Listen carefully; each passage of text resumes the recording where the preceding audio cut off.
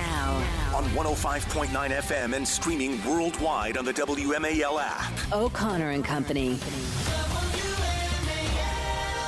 It is 5:06. It's Monday morning, and a good one to you. Thanks for joining us. Coming up at 6:05, Hung Kao is running for Senate in Virginia. We want his direct reaction as a veteran of the United States Navy on the attack on American troops by Iran, leaving 3 American troops killed. It's 6:35. Derek Anderson, also a veteran of the military, former Green Beret. He's running for the 7th District in Virginia. 7:05, Joe DeGenevo will join us at 7:35.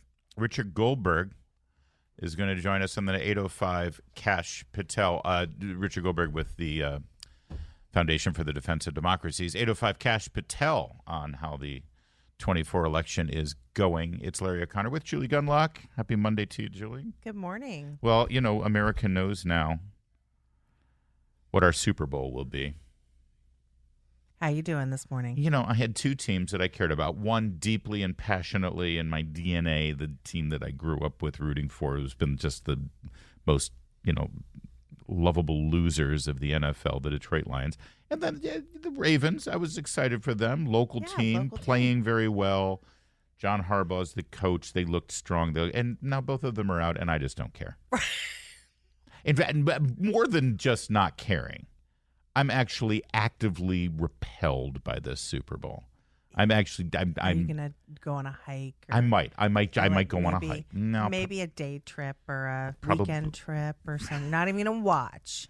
You're gonna take your toys and go home. I probably will watch just because it's work related. I'm sure I'll have to talk about what Taylor Swift was wearing.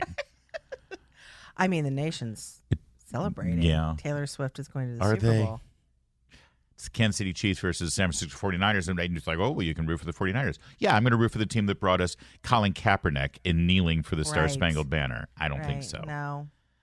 Named after Levi Stadium, the company that, has gone so woke, they fired the executive, remember, that, dared to say, hey, maybe it's a bad thing for our kids to not be in schools. Yeah, That's it, you're fired. They don't deserve it. Yeah, and I hate them both. I mean, I have friends from Kansas City. I mean, our friend Chris Stegall is from Kansas City. That's a good reason. I guess. But not enough. And they won last year. And it's like, oh, right? They've gone to the Super Bowl 4 out of the last 5 years. Boring. It's kind of, and now they've added the But can Taylor you imagine Swift thing. The number of Gen Z girls that are going to be watching this year? And that suggests to me that the fix is in.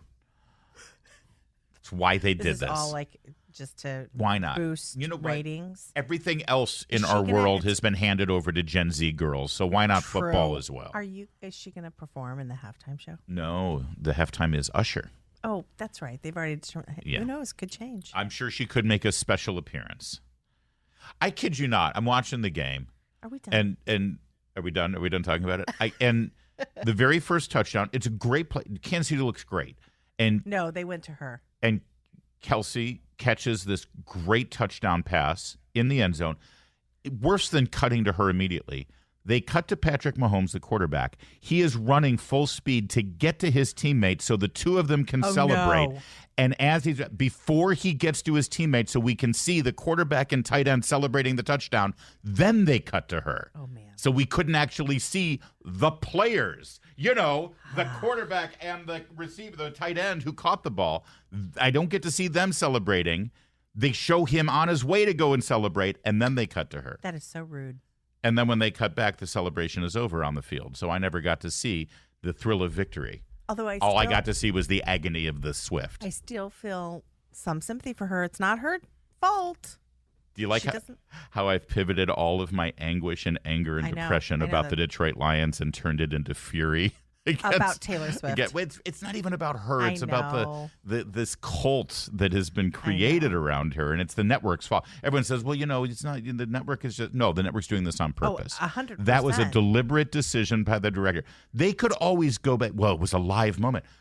So was the celebration on the field. Yes. Was a live moment. Yes. And you could always go back afterwards and say, by the way, as Travis Kelce was celebrating with Patrick Mahomes on the field, here's what his girlfriend was doing just 30 seconds ago. Right. You could have done that. I know.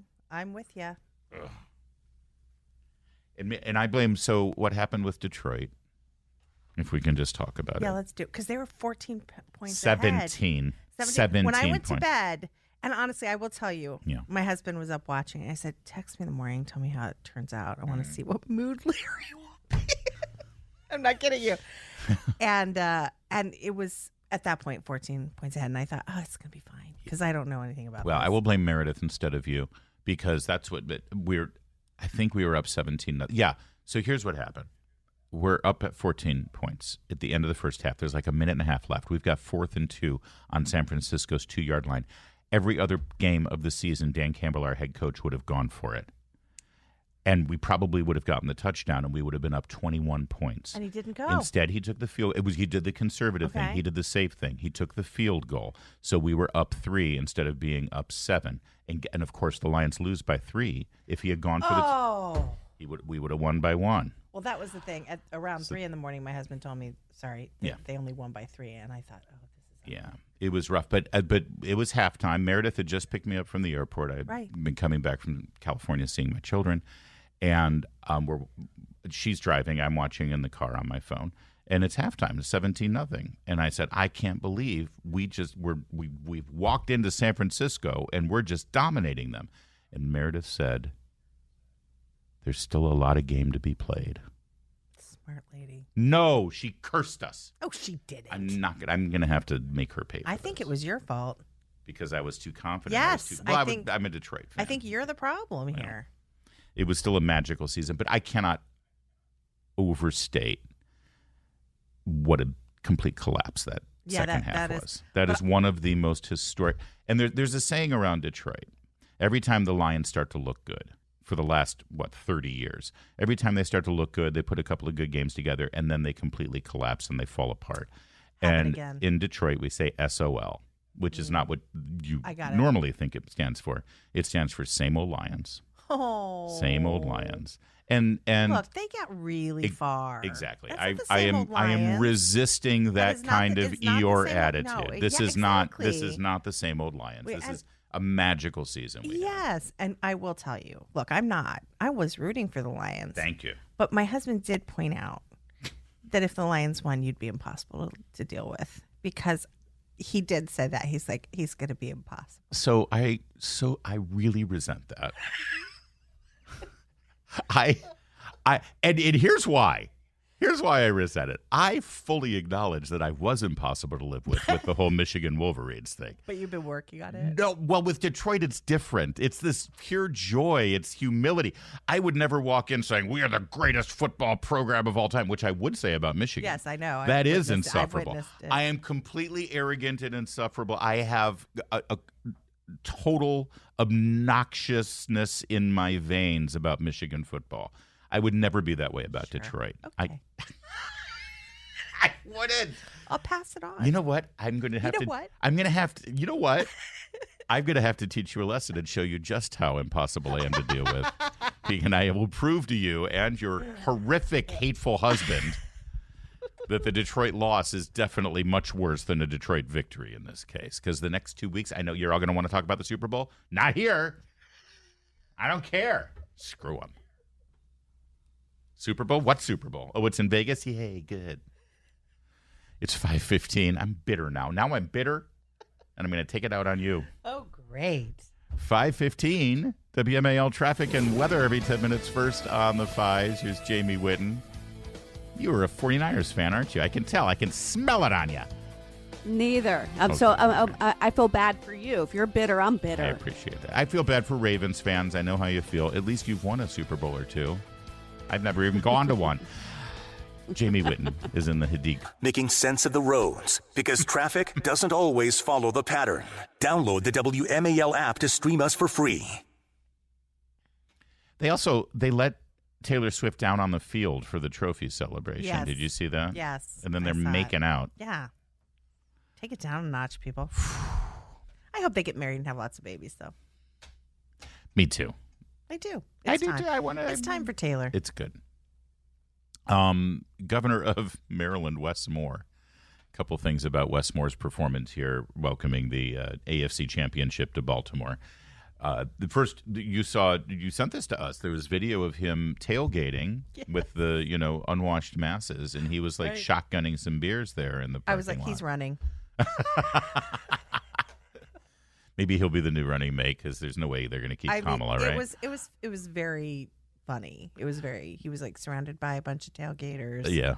He's, sitting there under the bridge and just shotgunning a beer. And he did a good job. He looks like it's not the first beer he's ever done that too. I doubt it is. Yeah.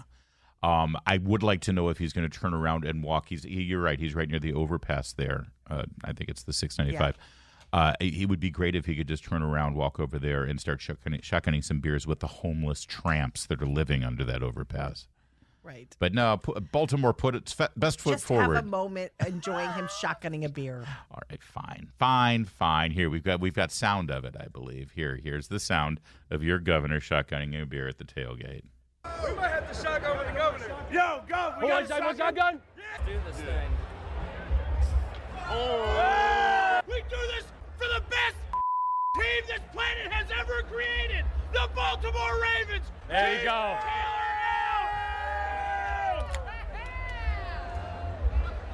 And then the Ravens got destroyed.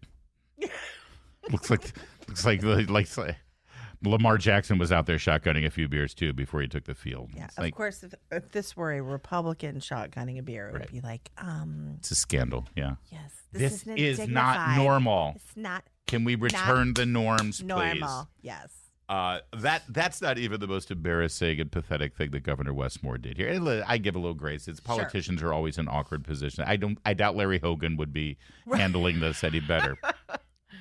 But he took to social media, the governor did. You know how governors always challenge the governor of the other state where the team is. Right.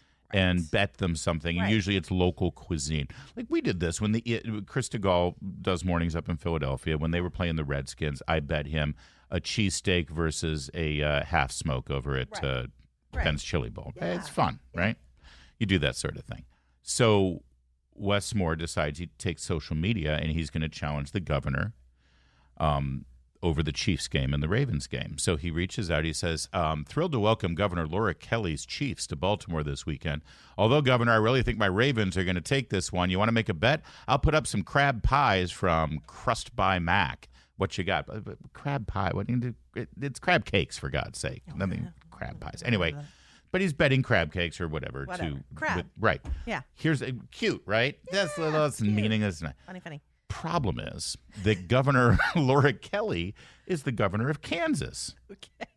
So he's like, Kansas City. Okay, let's bet the governor of Kansas then. And nobody in the governor's office raised the flag and said, Governor, Kansas City is in Missouri. Oh, God. Not in Kansas. Oh, God. Although people on social media, on X, certainly did. And they reminded that he was a little geographically disoriented. But, maybe he's a product of Baltimore schools. Well, possibly. But, when Governor Westmore's office figures out something called a search engine, they will be amazed at how many things they're wrong. Maybe that's the problem. Yeah. Maybe this really is just scratching the surface on the things they're wrong about over there in that things office. They could Google. Well, so there you go. So Westmore lost the bet, and he's going to have to be delivering crab cakes. The good news is he's not having to give anything to the governor of Missouri, which is where the Kansas City. He could call the bet off. Hey, dude, you're not even. Chiefs aren't even from Kansas. Baltimore City schools. Very impressive. Yes. It's 5:21. All right. Are we? Can we just? This will be the last we talk about football until next year. Can we just leave it at that? Look at how excited you are. Well, I just, as a kid growing up in Michigan, this has been the greatest time to be a football fan. I feel worse. I feel horrible for my brother. My brother, so they kept talking about how the last time the Lions won a championship was 1957. That's the year my brother was born. Wow. And he is a Now diehard Detroit sports fan, and he lives right outside Detroit, and he actually works for the Lions. He's on the stats team for the home games. And I was thinking if they actually did win the Super Bowl, he'd get a ring. I don't know for sure because you never know with an organization like the Lions because they've never been there before. They don't know what to do. Did you talk to him? I have not. We traded a text message during the third quarter. Giving him some space. When things started to fall apart, we all sort of did a quick welfare check on Doc, my brother Doc, and so I'll talk to him after the game today. But I feel I just feel bad for the people. But honestly, if you ask any Detroit Lions fan, as bad as that was and how as heartbreaking as it was, we're still feeling great. We're playing with house money. This is not the same old Lions. Right. Definitely Exactly. not. And considering the news of the world over the weekend, it puts it all in perspective. I mean, football and sports and things like this are a great diversion because we can't just live by the news and the headlines and daily events and world events. Otherwise, we will go nuts. We will go completely insane. That's right. And we have to get a diversion. But now, since there's no reason to watch football unless you are from the state of Kansas, as Wes Moore has reminded us, or a beatnik person who hates America from San Francisco, or if you love Taylor Swift. Other than that, there's no reason to watch the Super Bowl or care about that, so we can get back to critically important things. Just really quickly, as far as, the things going around the world will really make you pretty depressed. It was nice that I didn't see a lot of woke stuff or hear about a lot of woke stuff. And I feel like we're a little bit past the kneeling and the hopefully. But I don't know. Maybe that's all because of Taylor Swift. Maybe that. Yeah. Well, I don't know. You're a little Eeyore. Let's see. I am. I have a hunch that this Super Bowl is going to get really political. Oh, you think? Yeah. I don't know why. I just have that hunch. I think something's going to happen, and I worry. About, and we're going to talk about world events coming up in a moment. Iran striking American troops, killing 3, injuring over 20. Again, empowered by funding from the Biden administration. Yeah. I have a sense, sadly, that there's going to be a military strike of sorts sometime in the next 2 weeks, and I have a feeling that the Super Bowl will end up getting politicized. And it should have happened months ago. Of course. We wouldn't be in this situation if this had happened in October, November. And we wouldn't be in this situation if we had kept the sanctions in place that President Trump had put in place. Right. Well, we wouldn't be in this situation if we hadn't, if we hadn't put Biden in office. Yes, so there's that. So we're going to get into the reality of the international scene coming up in a moment and what our response should be or should have been, as you just heard Julie say, coming up in a moment. WMAL FM, Woodbridge, Washington, a Cumulus media station. Making sense of the news. News Talk 105.9. News now. On 105.9 FM and streaming worldwide on the WMAL app. O'Connor and Company. It's 5:36 on O'Connor and Company. Coming up throughout the morning, we got you covered on everything you need to know on this very newsworthy and, frankly, dangerous time in our country. 605 Hung Kao, retired Navy combat veteran, also running for Senate. We'll get his take on the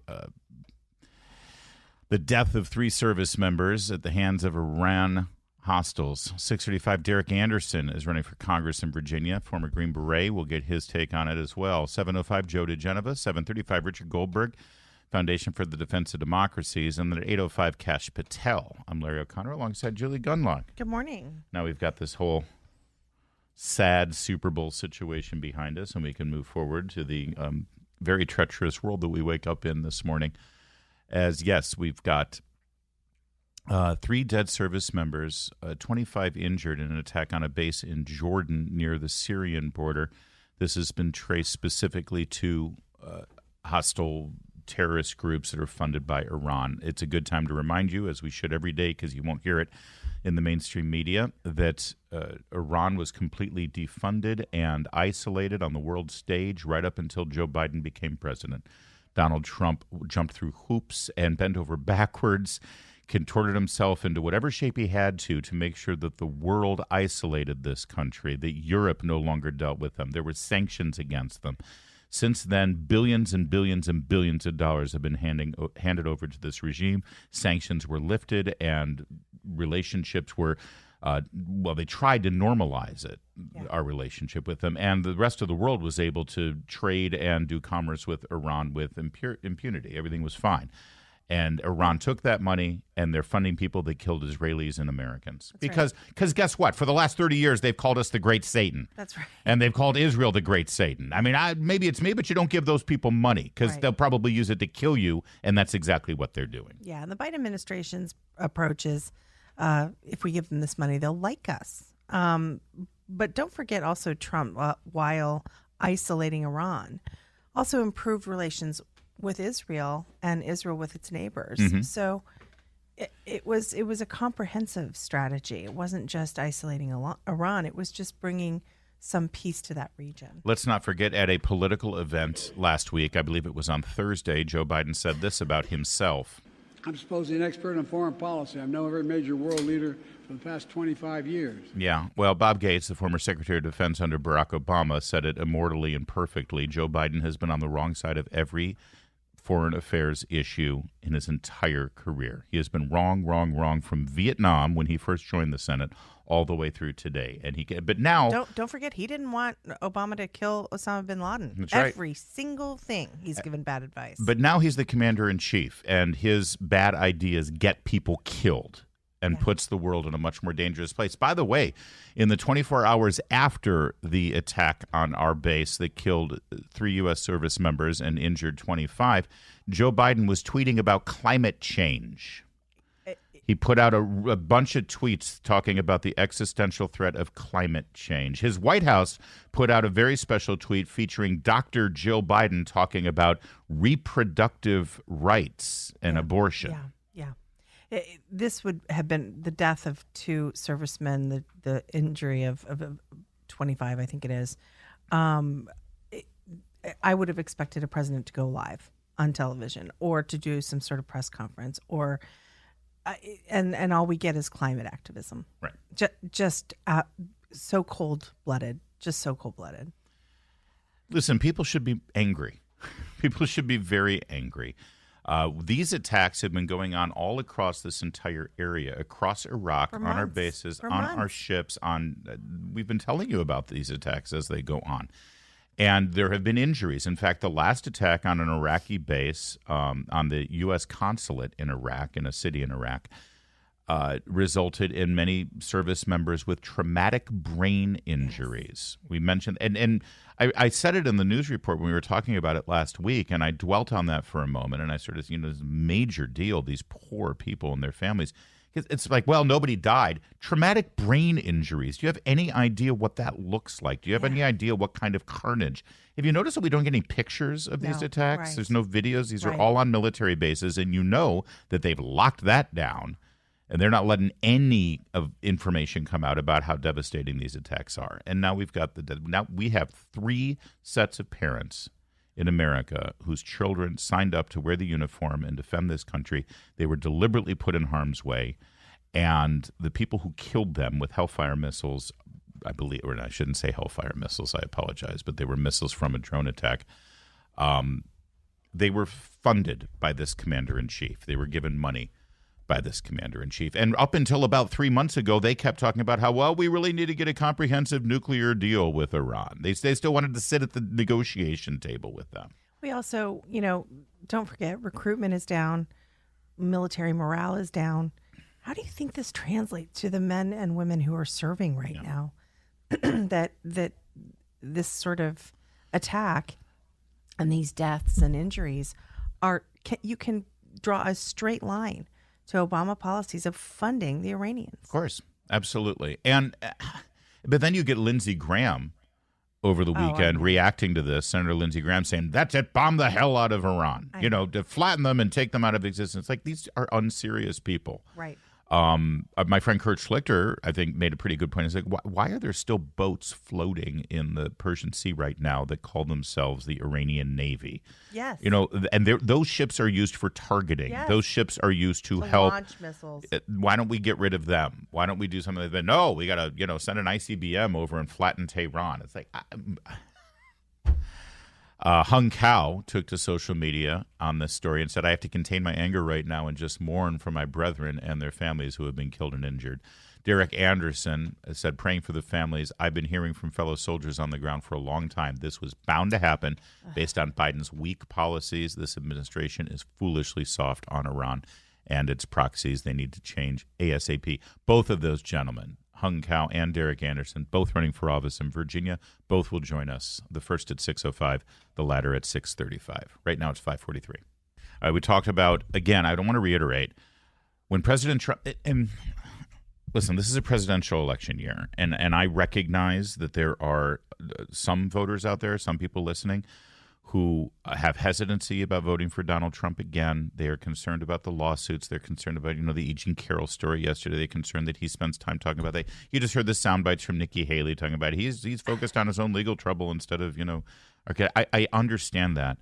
But this is a binary choice. It is a choice between two candidates. And as frustrated as you might be about Donald Trump and his behavior on social media or things, this couldn't be more serious with regard to how we deal with issues like this. This weekend I actually had a screaming at the TV moment, which I try to control myself. I really do. Yeah, save that for the show. Not to startle my children. But I was watching, some of the news programs, and there's become this popular line of reasoning. I don't want to vote for Donald Trump because chaos follows him. I love this, right? As if the chaos was not created by the Democrats. Right. Specifically, lying deliberately. About the Russian collusion hoax and all this stuff. Right, but fine. Let's set that aside. What about this chaos? Happy with this chaos? Yeah.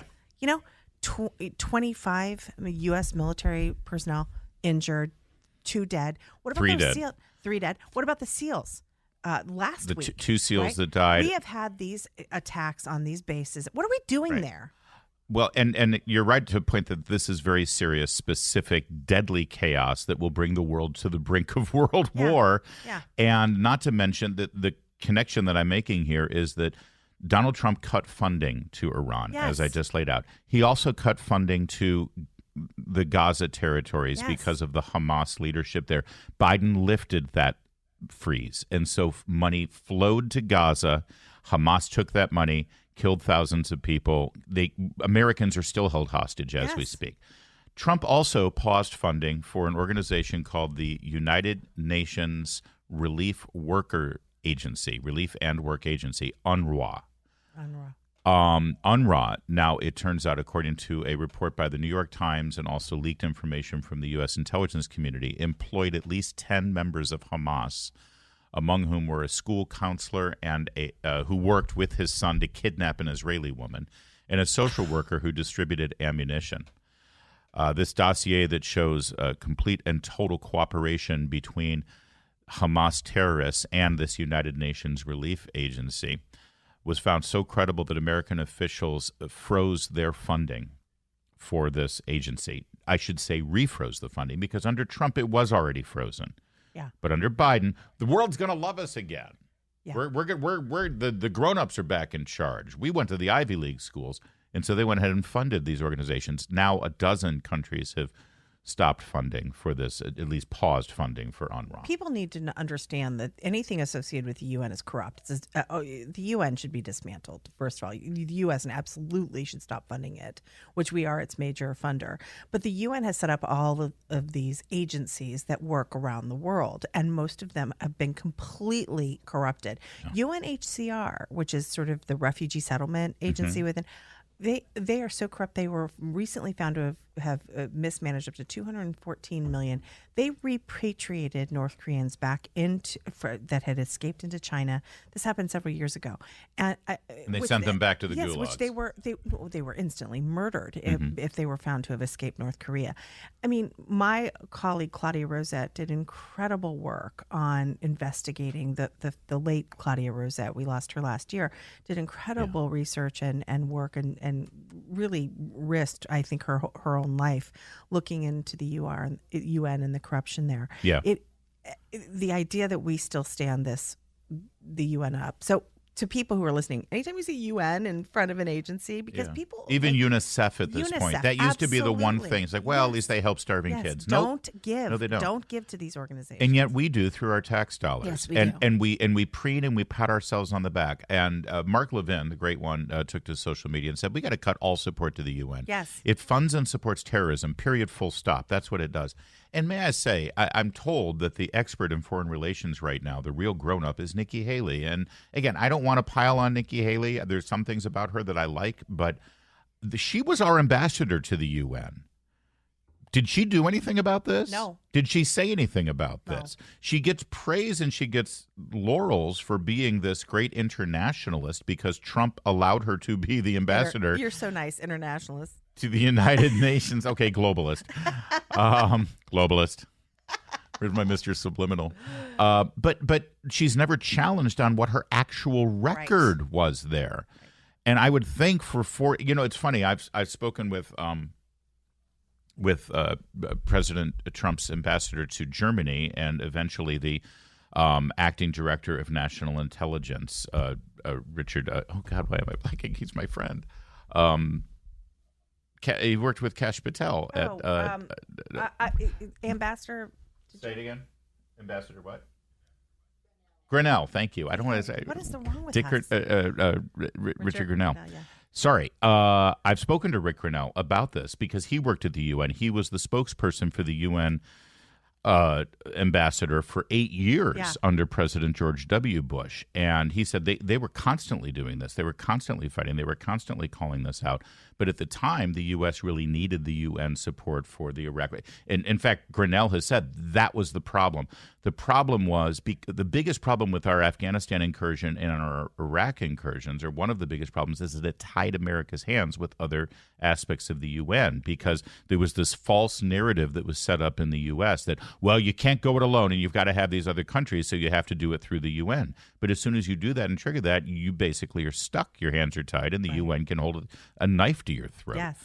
We aren't in that, but we should never be in that position. No. And I don't remember Nikki Haley doing much or saying anything about it. In fact, she's on the campaign trail now. Maybe, an enterprising reporter could ask her a question about that. Yeah. But we continue to find out more about this organization, other organizations as well. Let's just be clear. Once again, the Biden administration, through funding Iran, through funding Hamas via Gaza aid, and now through continue to increase funding to this United Nations agency, the Biden administration has funded terrorists that have killed Americans. Bottom line. And last I checked, that would be a scandal. Yeah. And certainly not worth re-electing the man who did this. No, but Anthony Blinken gets the cover of Time magazine. Yes, of course. It's 5:54.